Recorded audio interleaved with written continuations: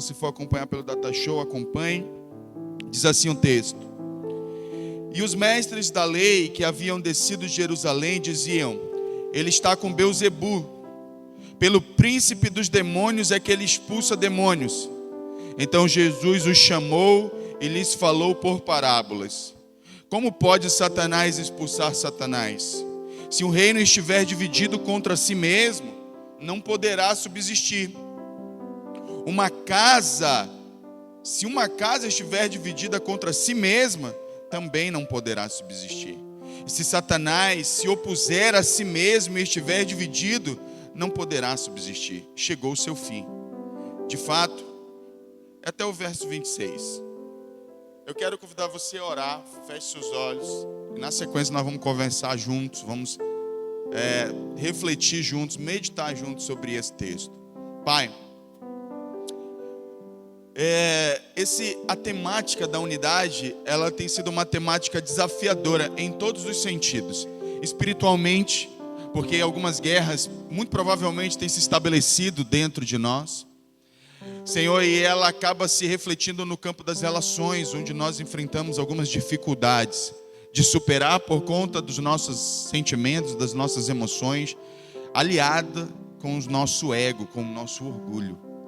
Por isso eu peço em nome de Jesus que agora o Senhor amarre todo espírito contrário. Nós repreendemos, eu repreendo em nome de Jesus todo espírito contrário à unidade, que todo espírito que tende a divisão, ele caia por terra agora em nome de Jesus, e o Senhor tenha liberdade para agir no nosso meio.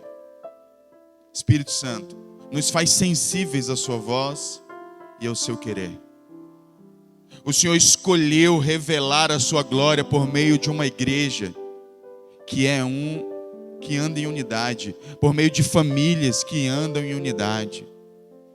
Por isso eu peço ao Senhor em nome de Jesus que todas as guerras que são travadas dentro de nós, em relação a viver em unidade, a perdoar, a ser sensível ao outro, a considerar o outro mais importante que nós mesmos, Senhor, que todas as dificuldades, todas as resistências que nós enfrentamos a respeito desses princípios da Tua Palavra, caiam por terra em nome de Jesus, que as nossas mentes sejam libertas de nós mesmos, nossos desejos e vontades, para que nós possamos viver a Sua vontade, para que nós possamos viver aquilo que o Senhor planejou para nós como igreja e, consequentemente, nós possamos criar um ambiente de milagre, de glória, onde o Senhor se manifesta poderosamente, não somente no meio da igreja, mas nas nossas casas, famílias, casamentos, relações familiares como um todo.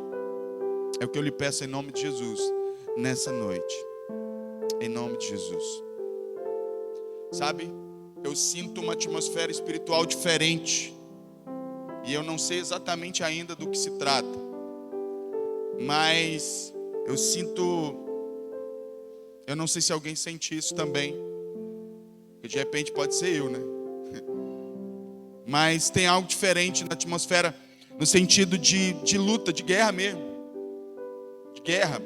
Eu sinto que como se essa pregação, ela ela está promovendo uma guerra espiritual,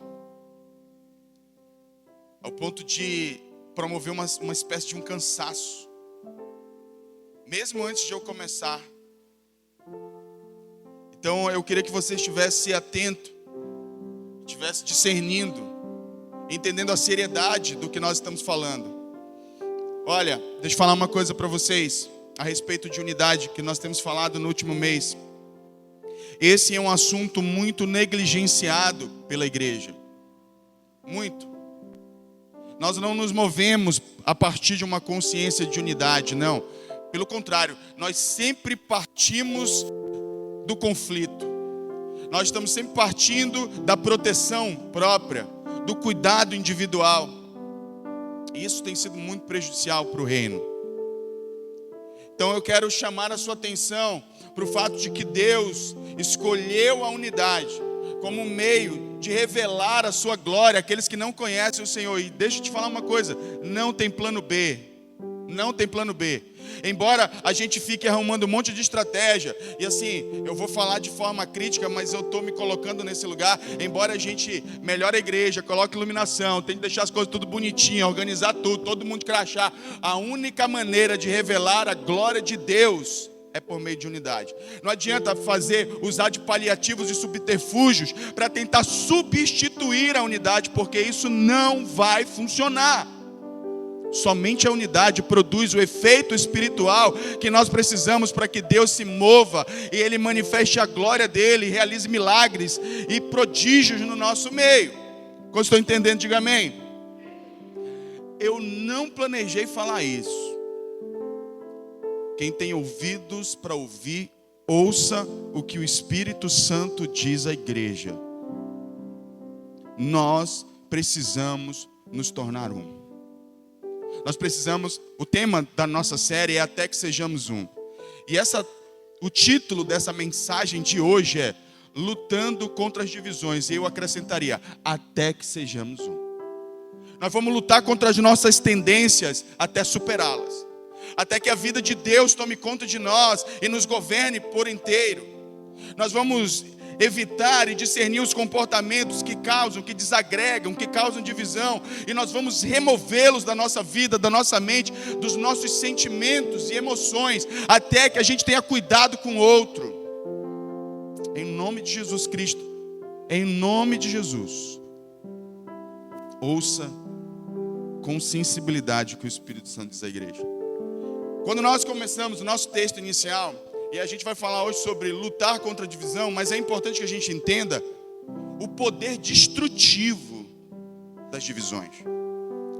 Jesus estava pregando, Jesus teve um ministério de libertação maravilhoso, poderoso. Os demônios não resistiam à presença de Jesus.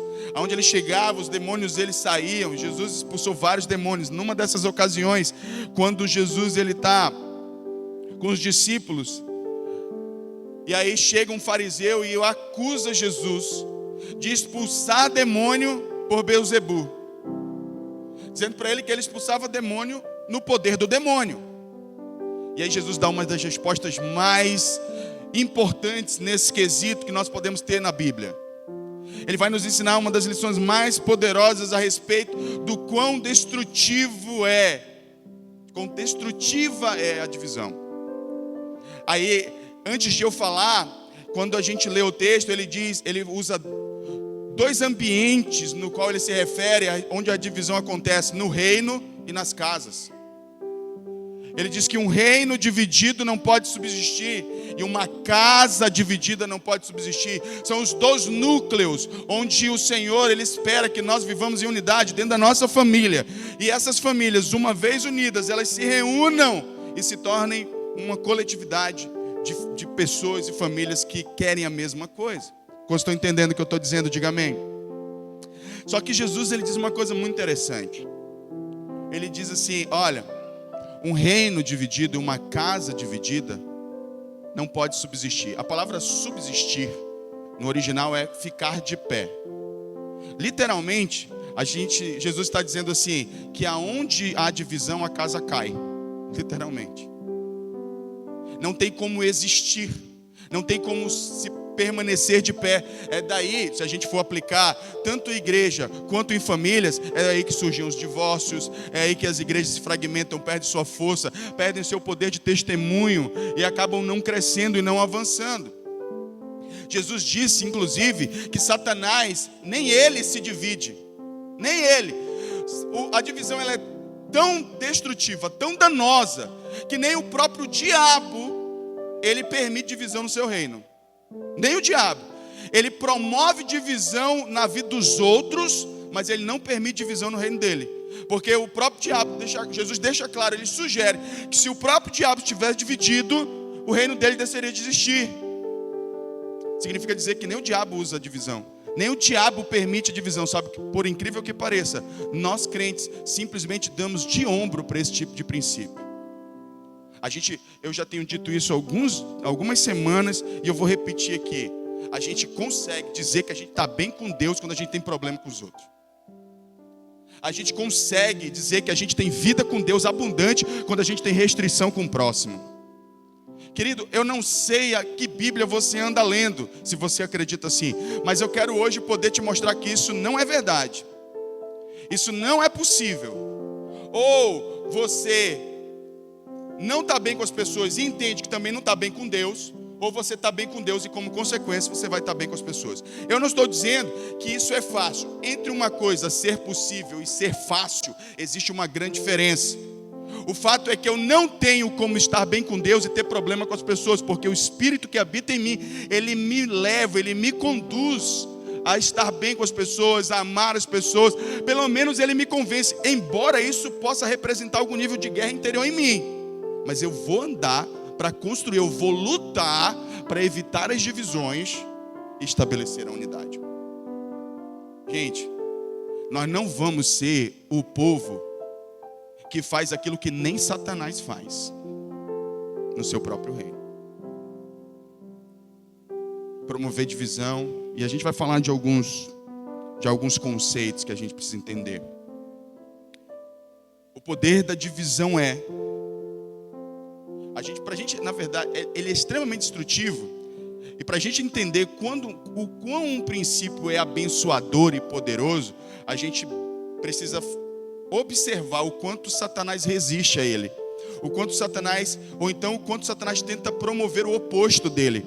Qual é o oposto da unidade? Divisão. E o que Satanás mais promove? Divisão. Embora ele não viva, embora ele não permita isso no seu próprio reino.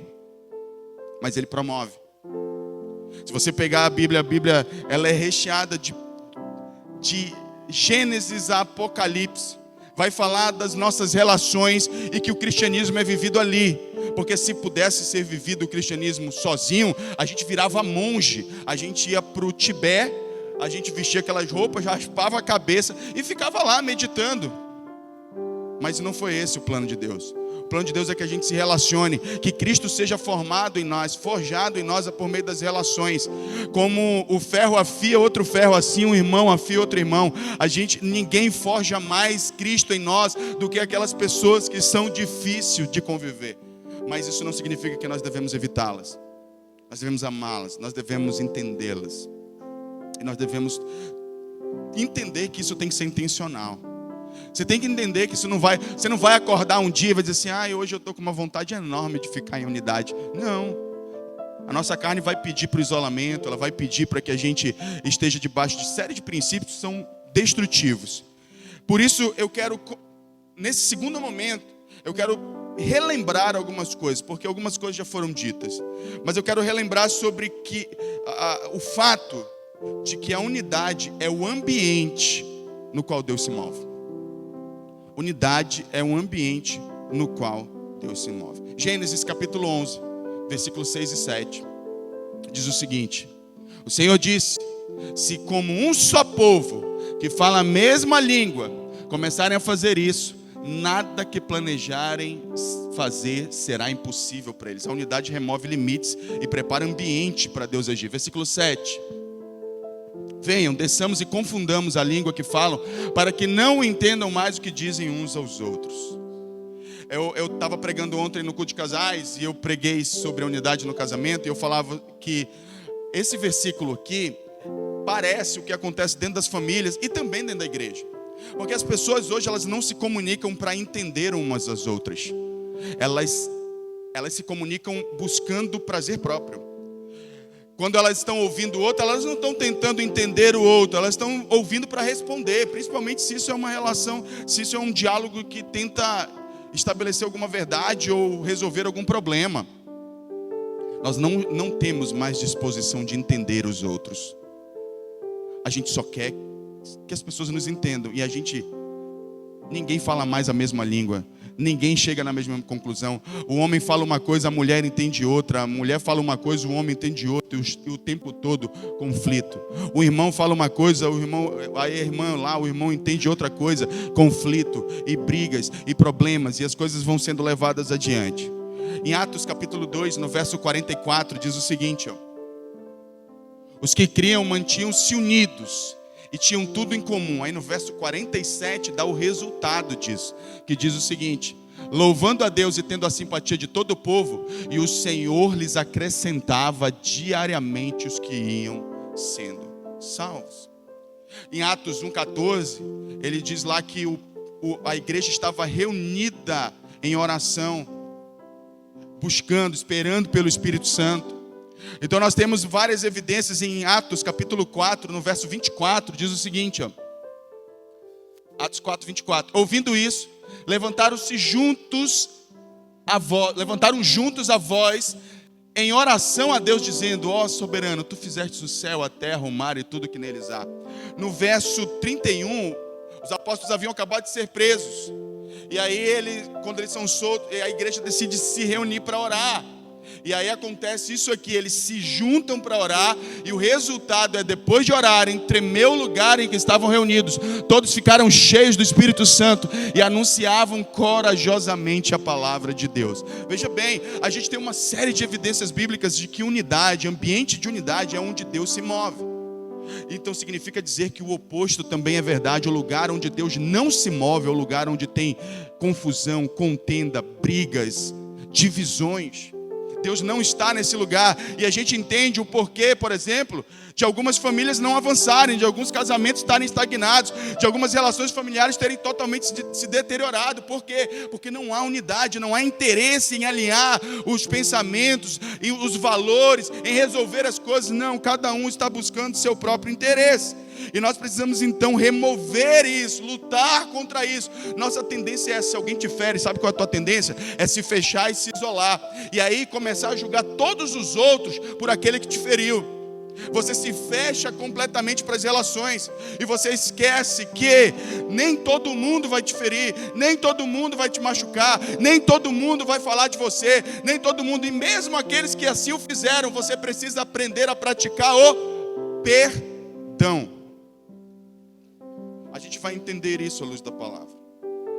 Veja bem, o ambiente de divisões é o lugar onde Deus não habita, e é o lugar onde Deus não está, Ele não age. Vamos começar a ver alguns lugares onde isso, a Bíblia nos mostra isso. 1 Pedro capítulo 3, versículo 7. No casamento, um lugar onde Deus não opera quando não há unidade.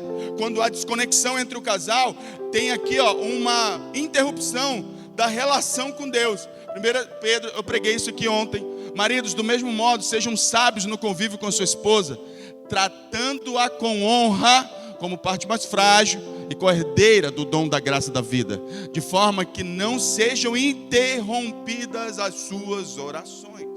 Eu até dizia ontem, gente, que ideia é essa que a gente tem de que a gente está bem com Deus e mal com o cônjuge? Da onde?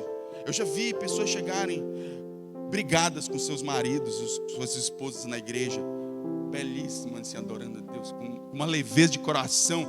E eu fico, gente do céu, como é que é isso? Veja bem, se você não está tratando bem sua esposa, sua relação com Deus está interrompida, irmão. E não sou eu que estou te dizendo isso, é a palavra de Deus. Significa dizer que tudo que você está fazendo num culto que você vem, que você está brigado com sua mulher, não passa de performance. Porque efeito espiritual mesmo não tem nenhum. Nenhum. Você está entendendo? Olha só o que diz Malaquias capítulo 2, verso 13. E vocês ainda perguntam, por que? 13. A outra coisa que vocês fazem, enche de lágrimas o altar do Senhor. Vamos devagar nesse texto aqui, porque ele é muito bom. Você imagina que alguém está muito quebrantado, chega no culto, vem aqui no altar e começa a chorar. Chorar e dizer, ai Deus. Enche de lágrimas o altar do Senhor. Choram e gemem, porque Ele já não dá atenção às suas ofertas, nem aceita suas mãos com prazer.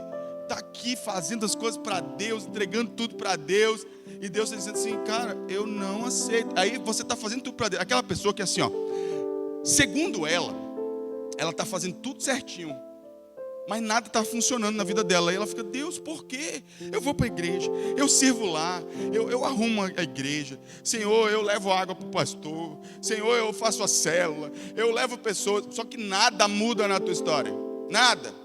E aí muitas vezes tipo assim, eu estou em pecado. Aí você olha, você faz avaliação, todo mundo faz, tenta fazer aqui uma rememoração, deixa eu ver, onde foi que eu pequei? Será que eu pequei? Aí a pessoa fica procurando, mas eu não pequei. Só que o problema é que o seu conceito de pecado que é um problema.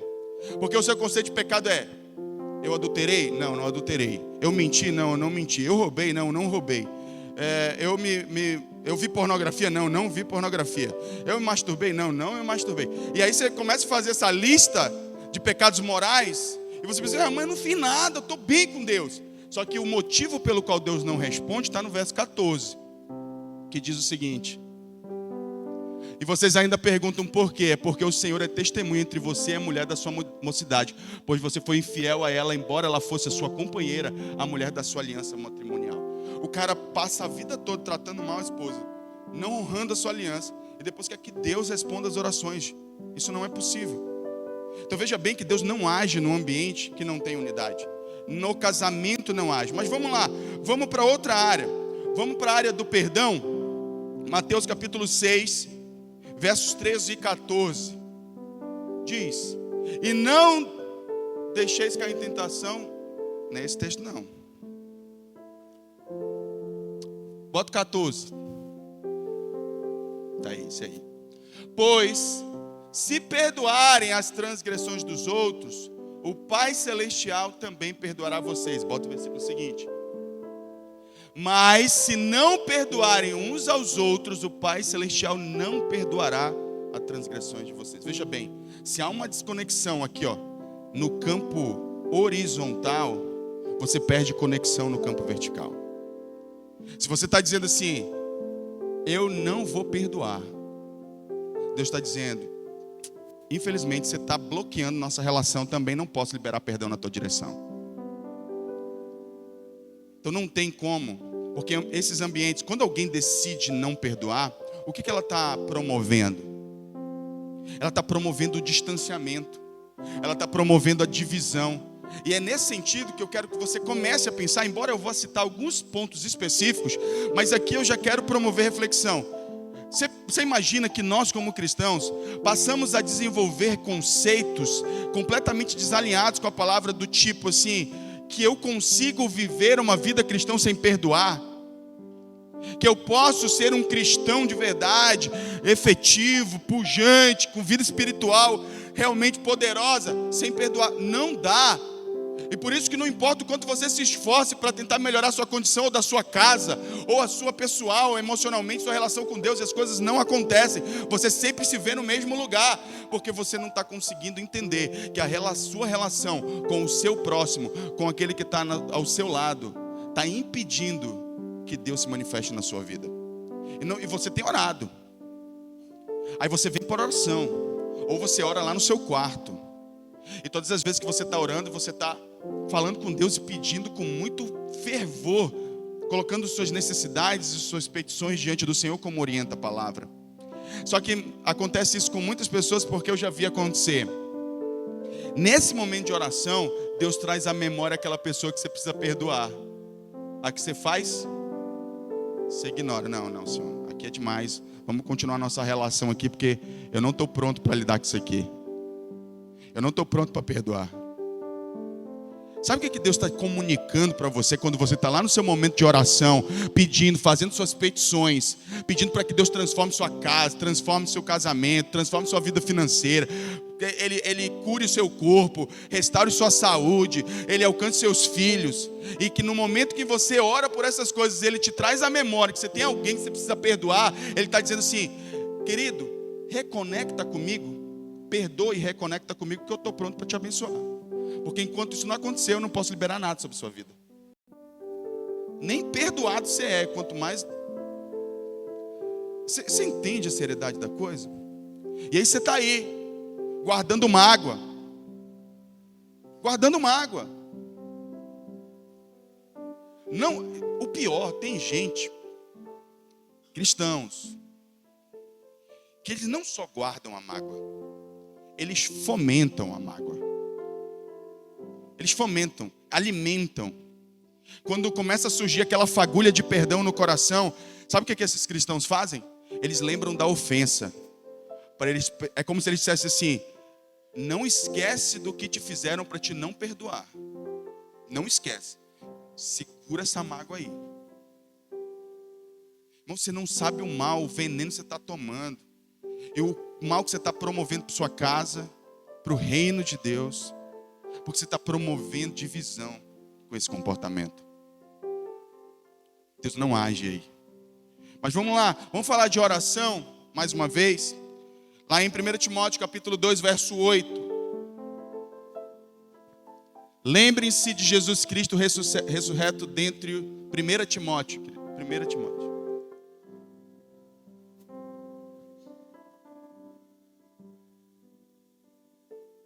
1 Timóteo, verso 2:8 diz assim: quero, pois, que os homens, aqui homens não é as pessoas do sexo masculino, todas as pessoas, que os homens orem em todo lugar, levantando mãos santas. O que é mãos santas? É um comportamento sem ira e nem discussões, sem briga.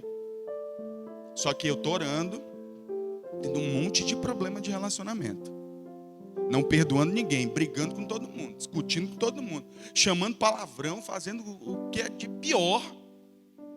Mas eu acredito que Deus está me ouvindo. Não está. Eu preciso te informar que Ele não está te ouvindo. Sabe por que eu preciso te informar? Por 2 motivos. Primeiro, para te informar a verdade. Segundo, para realinhar suas expectativas. Porque o que acontece nesse quadro? Você acredita veementemente de que você está no centro da vontade de Deus, quando você não está, por ignorância. Não é porque você, não é nem que você esteja fazendo isso intencionalmente, mas você não sabe, porque na sua cabeça, não, isso aqui não é tão sério. Eu tenho um problema aqui com meu cônjuge, eu tenho um problema com meu irmão, não é algo tão sério. É algo sério. Só que aí você continua fazendo tudo que você normalmente faz, só que os resultados da sua vida espiritual são péssimos. Nada acontece. E aí você começa a questionar coisas do tipo: Deus existe? Ele é fiel? Ele me ama? Ele se importa comigo? Se importa. O problema é que a sua conexão com Ele está quebrada. Ele quer agir na sua vida, mas como? Se você está nutrindo mágoa, mantém distanciamento, você está todo ferido, machucado e não quer perdoar, não quer se conectar, vive brigando com as pessoas, Ele não vai agir, Ele não pode agir. Quantos estão entendendo o que eu estou dizendo? Diga amém. Mas vamos um pouquinho mais na frente, vamos falar sobre as coisas que nós damos, os serviços que prestamos, talvez pode até aplicar também. Em Mateus capítulo 5, do verso 23 ao 26, Jesus disse o seguinte: portanto, se você estiver apresentando a sua oferta diante do altar e ali se lembrar de que o seu irmão tem algo contra você, não é nem que você tem algo contra alguém, é se alguém tem algo contra você. Você sabe que alguém se machucou, se feriu com o seu comportamento, com a sua fala, com as suas atitudes. Aí ele continua,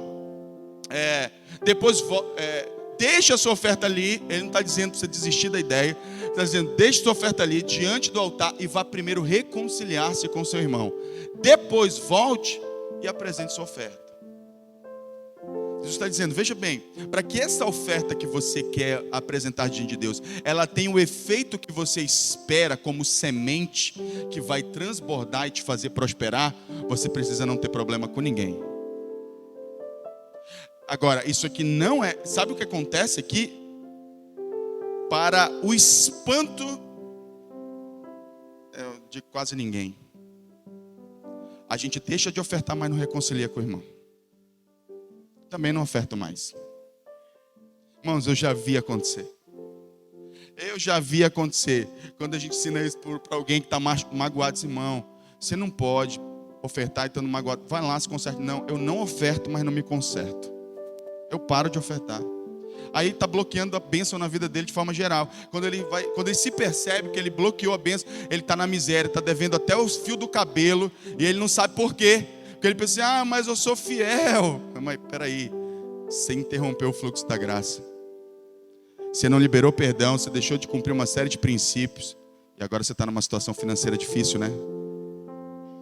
Aí você pensa assim, que isso não tem nada a ver com a sua vida financeira. Você está muito enganado.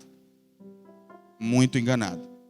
Existem pessoas que estão exatamente numa situação de escassez profunda, porque primeiramente não conseguiram perdoar e depois pararam de cumprir o princípio de ofertar, de dizimar.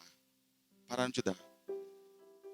E isso é muito sério. Então veja bem, o que a Bíblia diz sobre todas essas coisas? Em Efésios capítulo 4, verso 26 e 27.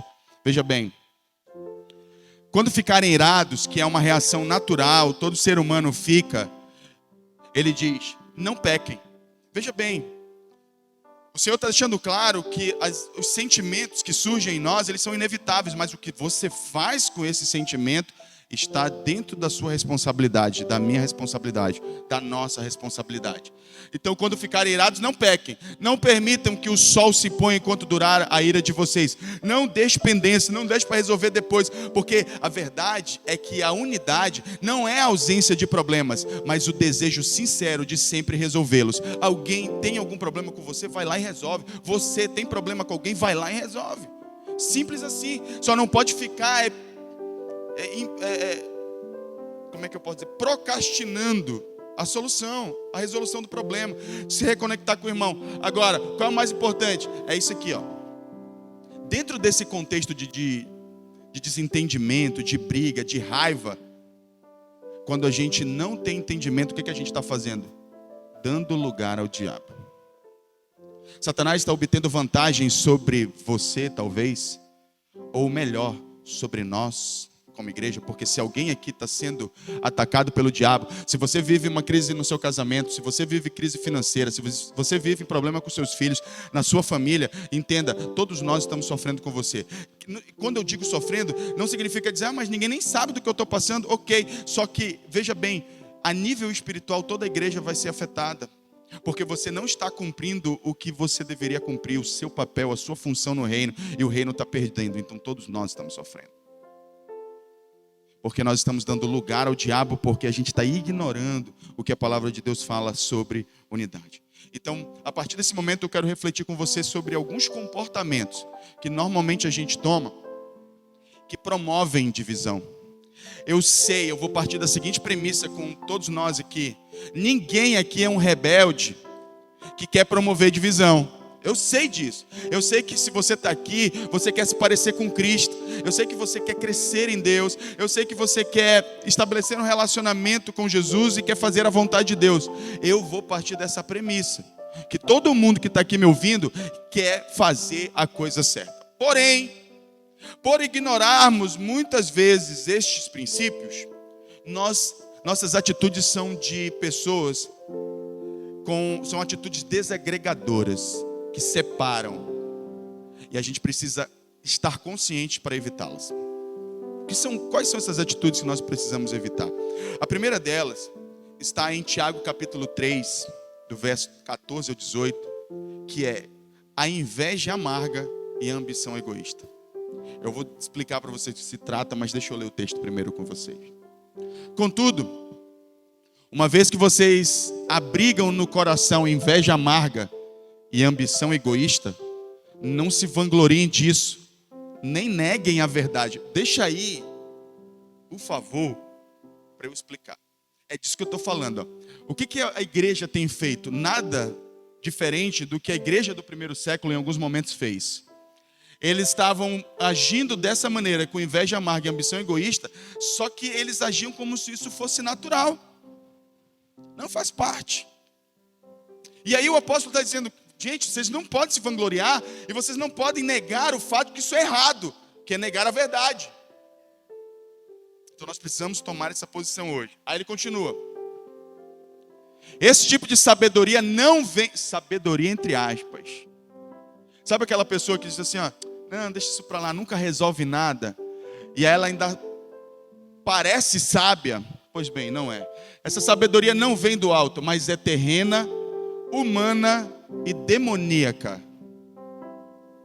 Essa suposta sabedoria de se vangloriar, de ter problema com as pessoas e achar que isso não tem efeito nenhum, isso é demoníaco. Não pelas minhas palavras, mas pela própria palavra de Deus. No verso 16 diz, pois onde há inveja e ambição egoísta, há confusão de toda espécie de males. Segura aí, depois nós vamos falar de algumas virtudes que a gente precisa adquirir. Mas vamos falar desses dois princípios aqui. Inveja, no começo do texto ele fala de inveja amarga. E a inveja é meu comportamento de me entristecer com a felicidade do outro. Então alguém alcança alguma coisa, conquista algo, e a gente sentir inveja, a gente não se alegra, a gente se entristece. Embora às vezes a gente bote um sorriso no rosto, né? E diz, ô irmão, maravilha, comprou um carro, né? Pô, mas parcelou de 60 vezes, é muitas vezes, né? Muitas vezes.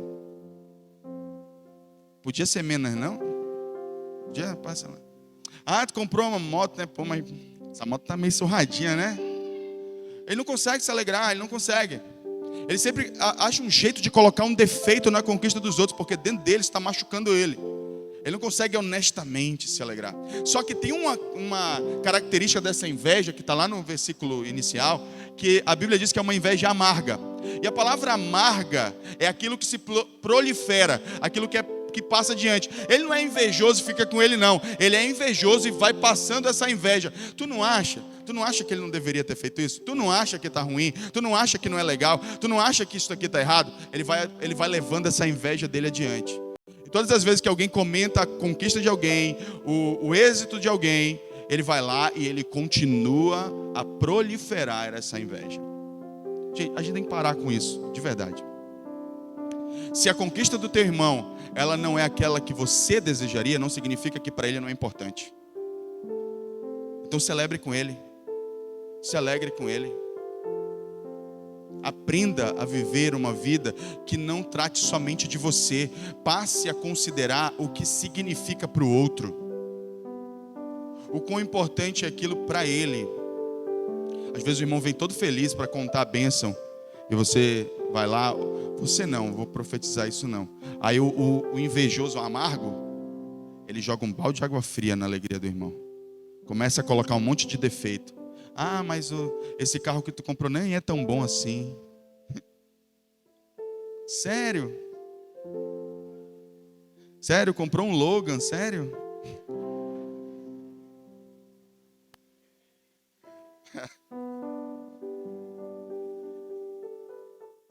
Eu ouvi isso, tá? Eu ouvi isso. De muita gente. Eu entendo que não houve maldade. Mas a gente tem que repensar. É isso que eu estou querendo dizer para você. Embora não haja maldade, essa atitude é desagregadora. Embora o seu coração talvez pense assim, mas não é com o intuito de causar divisão. Mas você vai causar. Porque você vai estar desmerecendo o outro. Eu não estou me queixando aqui não, tá, irmãos? Por favor. Eu só estou usando como exemplo. Para mim eu estou de boa, eu sei o que eu fiz, eu sei o que Deus está fazendo. Eu não tenho problema. Não é isso não. É porque eu já vi acontecer com muita gente. Aí ela está pensando, o pastor está desabafando do púlpito. Não, irmão, não estou. Pelo amor de Deus.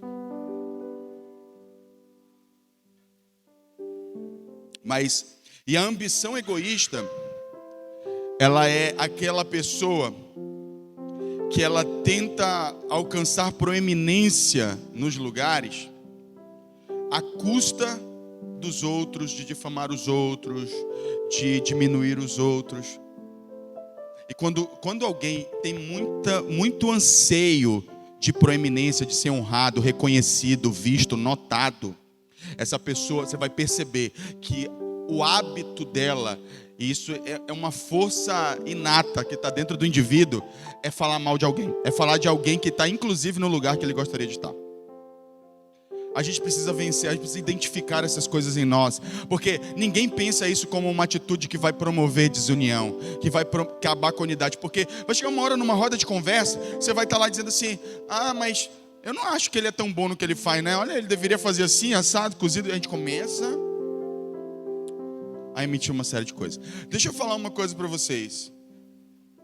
É importante que a gente tente controlar esses impulsos. É importante. Para que a gente comece a vivenciar, como eu disse para vocês, a unidade não é algo que vai acontecer espontaneamente. Você não vai acordar um dia e dizer assim, eu não estou afim de falar isso aqui. Não, você vai continuar com vontade de falar, mas você precisa dominar. O pecado, ele está à porta, cumpre a ti dominá-lo. Foi o que Deus disse a Caim, lá em Gênesis capítulo 4. Nós precisamos tomar uma atitude. Uma outra atitude que é muito comum com a gente, entre nós, é a dificuldade em saber lidar com as diferenças. Se alguém pensa diferente da gente, a gente já toma essas pessoas como inimigo. Você imagina, você está numa reunião, E aí você diz assim, queria dar uma ideia. Aí você dá a sua ideia. Aí alguém de lá diz assim, mas eu penso diferente. Pronto, acabou seu mundo, acabou. Não gosta de mim, eu não sei o que essa pessoa tem contra mim, nunca fiz nada pra ela, porque todas as vezes... Aí já começa a projetar umas coisas. Todas as vezes que eu dou opinião, ela faz isso. E nem é. É porque ela perdeu a capacidade de julgar com sobriedade. E aí agora ela começa a olhar e dizer, toda vez que eu vou falar, essa pessoa é contra mim. E aí você começa a tomar as coisas como pessoal, porque você não consegue lidar com quem pensa diferente de você, porque você já toma como seu inimigo. Uma coisa que Efésios capítulo 4, do verso 1 ao 6 nos ensina, é aprender a viver em unidade. A partir do verso 11, ele vai dizer assim, olha, existe uma diferença entre nós, mas essa diferença ela não pode nos separar. Ela, na verdade, ela nos complementa. Olha o que diz Efésios capítulo 4. Ele bota o verso 1, do 1 ao 6 primeiro. Como prisioneiro no Senhor, peço a vocês que vivam de maneira digna do chamado que receberam. Com toda humildade e mansidão, com paciência, suportando uns os outros com amor. Façam todo o esforço para conservar a unidade do Espírito pelo vínculo da paz. Há um só corpo e um só Espírito, como também uma só esperança quando foram chamados.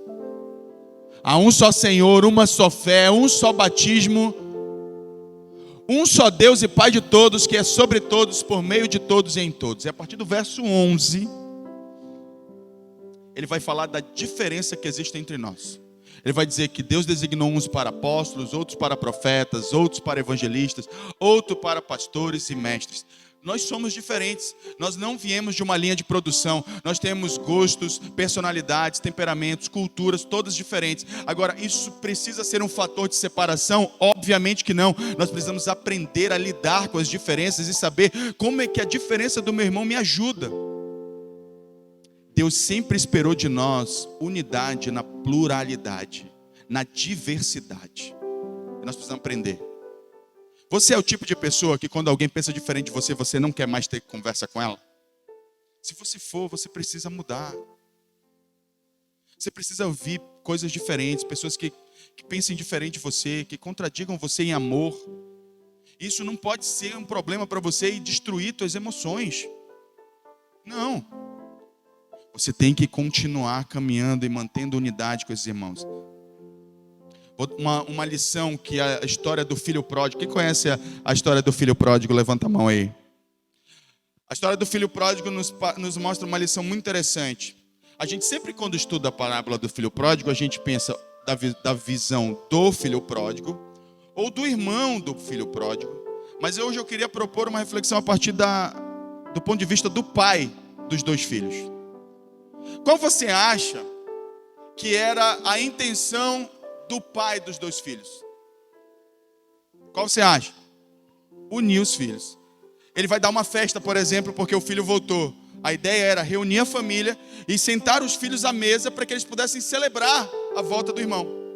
Só que na igreja, assim como nessa parábola, nós temos algumas pessoas. Nós temos o filho pródigo, na condição ainda de vivendo inicialmente com o pai. Ele não quer ter comunhão com o pai e, consequentemente, não quer ter comunhão com o irmão. Mas nós temos também o irmão do filho pródigo, que é aquela pessoa que pensa assim: eu quero continuar com meu pai, só que quando o meu irmão volta, se ele errou, eu não quero comunhão com ele.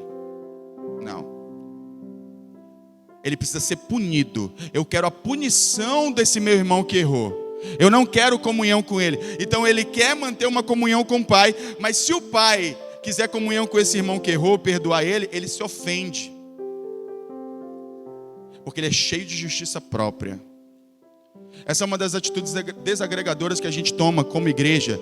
É que sempre que um irmão erra, você está torcendo para ver a punição dele. E aí, como é que vai ficar a situação dele? Vai ficar assim mesmo? Ele vai fazer isso aí mesmo?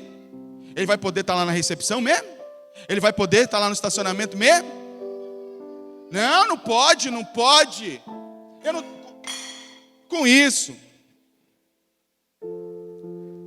Ai, Jesus.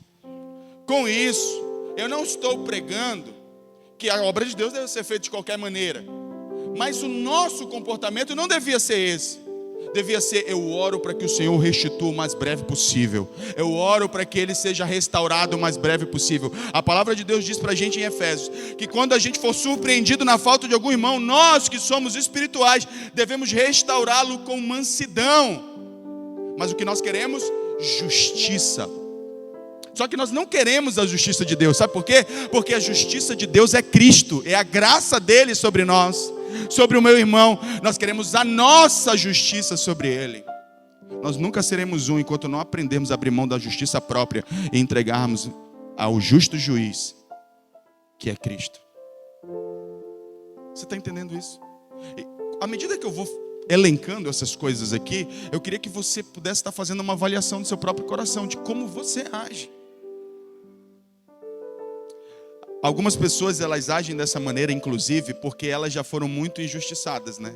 Ou foram muito cobradas. Ah, me cobraram, então também vai ser assim com o outro. Vamos lá, me disseram que eu não podia fazer isso, então também fulano não pode. É o tempo todo fundamentado em justiça própria. Aí vamos pensar o que o pai quer. Vamos supor que tem alguém aqui na condição do irmão do filho pródigo, insatisfeito porque esse irmão voltou, recebeu o perdão do pai e ainda vai ter festa para esse irmão. E aí você está lá insatisfeito com isso, se remoendo por dentro. Sabe qual é o que o pai quer para você? Ele queria que você sentasse à mesa com o seu irmão e celebrasse pessoas e não conquistas. Porque a gente tem hábito de celebrar coisas, mas a gente não celebra pessoas, irmãos. Vamos celebrar pessoas. Vamos celebrar quem se arrepende. Vamos celebrar quem volta. Vamos celebrar quem quer uma vida nova. Vamos parar com essa justiça própria, porque isso não agrada o coração do Senhor. Quantos estão entendendo o que eu estou dizendo? Diga amém. Nós precisamos mudar isso. Outra coisa que é muito comum em nós é esse espírito crítico. Gálatas capítulo 5, versículo 15. Mas se vocês mordem e devoram uns aos outros, cuidado para não se destruírem mutuamente. Pois é, a gente vive o tempo todo emitindo críticas sobre o comportamento do outro. O pior é porque, assim, talvez eu quero que você entenda muito bem essa parte aqui, porque a crítica em si, ela não é um problema, tá? Ela não é um problema, depende de como ela é feita. Existem alguns princípios onde essa crítica ela deve se pautar. Primeiro, no amor e na verdade. Muitas das nossas opiniões estão fundamentadas naquilo que eu acho. Você não conhece a verdade nos seus detalhes de forma profunda. Aí você olha de fora e você acha que você sabe. Aí você emite uma crítica. Aí você vai conhecer a situação por dentro. Ela não é como você imaginava. Aí você tem que se arrepender. Se você vai querer emitir opinião ou criticar o comportamento de alguém, pelo menos se dê o trabalho de saber o que realmente aconteceu. Para depois, porque a Bíblia ela não condena o julgamento, ela condena o julgamento hipócrita. A gente tem que julgar todas as coisas. A Bíblia inclusive nos exorta, nos ensina isso, que nós devemos julgar todas as coisas. O problema é que de que ponto nós fazemos isso? Sempre sem conhecimento e pautado no rancor, na raiva, nunca no amor. A palavra de Deus nos diz que toda e qualquer exortação que a gente fizer tem que ser fundamentada em amor. Então, com isso eu estou dizendo para você, não para você abandonar o espírito crítico, mas você aperfeiçoá-lo à luz da palavra de Deus para fazer a coisa da maneira certa. Porque se nós não fizermos isso, veja bem, a gente está comprometendo a nossa casa como família e a nossa casa igreja. A nossa casa igreja. Você precisa se propor a experimentar as bênçãos advindas de uma vida em unidade, seja na sua casa, seja aqui na igreja. O Senhor quer te abençoar. Comece a criar um ambiente para isso. Quando você estiver nos lugares que você for estimulado, ou o seu interior for impulsionado a criticar, Tem uma outra coisa a respeito da crítica. Essa crítica, normalmente ela não vem seguida de uma ajuda. Ela não vem seguida de uma solução. É a crítica pela crítica. Às vezes com a sensação de dar ar de superioridade, de mostrar que sabe, não no intuito de ajudar. Então nós precisamos sondar os nossos corações nessa noite. Quais são suas atitudes desagregadoras que separam, distanciam? Eu queria que você pensasse isso lá na sua casa, na sua família. Como é que vão as coisas? Será que elas vão mal por conta da forma como você tem se comportado? Talvez você não seja assim na sua casa, mas você é assim na igreja. Talvez você seja assim em ambos os lugares. Ou para a glória de Deus você não seja assim em lugar nenhum. Glória a Deus, se assim for. Eu só espero que você seja honesto quando você sondar o seu coração nessa noite. Nós precisamos ser uma igreja que esteja centrada na vontade de Deus. E nós não podemos ignorar o fato de que é extremamente importante que nós estejamos bem, nutrindo bons relacionamentos, promovendo a unidade, promovendo o amor, promovendo a ajuda, ao invés de estar promovendo a crítica, ao invés de estar promovendo a facção, a inveja, todas essas coisas. O Senhor Jesus está esperando que a sua igreja se levante e tome decisões nessa noite. Fique de pé em nome de Jesus.